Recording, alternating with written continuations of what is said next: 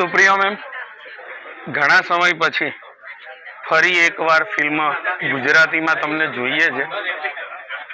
પહેલી વાર એવું બન્યું હશે કે કોઈ ફિલ્મોનું 75% શૂટ થાય ને આવી એક સરસ મજાની સક્સેસ પાર્ટી કે ગેટ ટુગેધર હોય.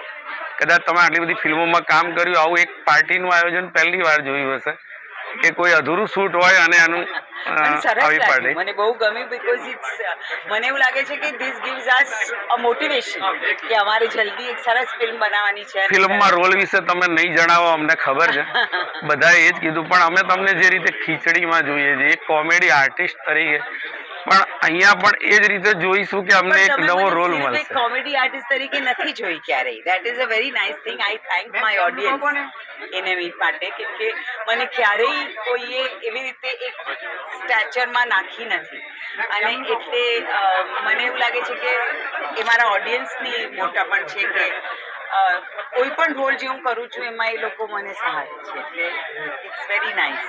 અહીંયા તમારો રોલ કઈ ટાઈપનો હશે? મતલબ અમે રામલીલા જેવું જોઈએ, ખીચડી જેવું જોઈએ, કે એક વખત ફરી એકવાર અમને મિર્ચ મસાલાની યાદ આવી જશે?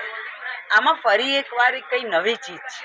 વાહ, આ ફિલ્મ જ એવી છે, અને આઈ થિંક બહુ સુંદર એક સ્ટોરી છે આની, અને બધી હાર્ટ ટચિંગ સ્ટોરી છે. એટલે મને એવું લાગે છે કે આવું તમે પહેલાં મને ક્યારેય કરતા જોઈ નહીં હોય. મેં ઘણા માઓના રોલ કર્યા છે, ઘણા અલગ અલગ કિસ્મના રોલ કર્યા છે, પણ આ એક સાવ જુદું એટમોસ્ફિયર છે અને જુદી ફિલ્મ છે. સુંદર સ્ટોરી છે. જે રીતે અમે તમને રામલીલામાં એક સરસ મજાનો વોઇસ, એક બુલંદ અવાજમાં એક તમારી એક ટેગ લાઈન હોય, એવી આ ફિલ્મમાં તમારી શું હશે કે જે તમારા અવાજમાં અમને એક નવીનતા લાગશે? મને લાગે છે એવી આ ફિલ્મ જ નથી કે એમાં એક ટેગલાઇન જેવું હશે. આઈ થિંક આમાં જો તમને કંઈક લાગશે તો એક પરફોર્મન્સ જે તમારા દિલને છૂઈ જાય.